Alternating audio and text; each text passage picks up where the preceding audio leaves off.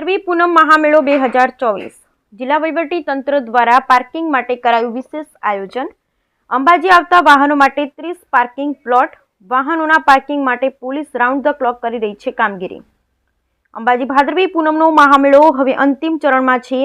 મંદિરમાં દર્શનની વિશેષ વ્યવસ્થાને લીધે આસ્થાના મહાકુંભ સમાન આ મેળામાં આજ દિન સુધીમાં લાખો માઈ ભક્તો માં અંબેના દર્શન કરી ધન્ય બન્યા છે।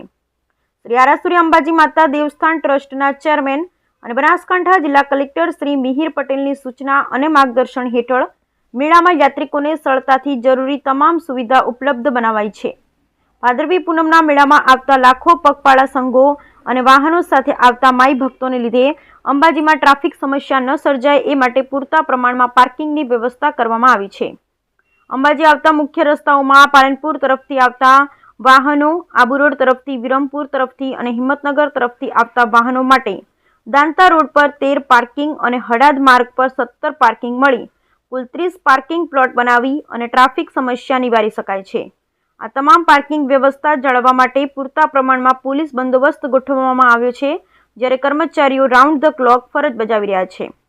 પાર્કિંગ પ્લોટ સીસીટીવી કેમેરાથી સજ્જ કરવામાં આવ્યા છે, જેમાં પોતાની સાથે લાવેલ 4 વ્હીલર, 3 વ્હીલર અને 2 વ્હીલર વાહનો પાર્કિંગ કરવાની વ્યવસ્થા કરવાની સાથે તેમને પાર્ક કર્યા પછી એક ટોકન અને રજિસ્ટરમાં નોંધણી ફરજિયાત કરવામાં આવે છે।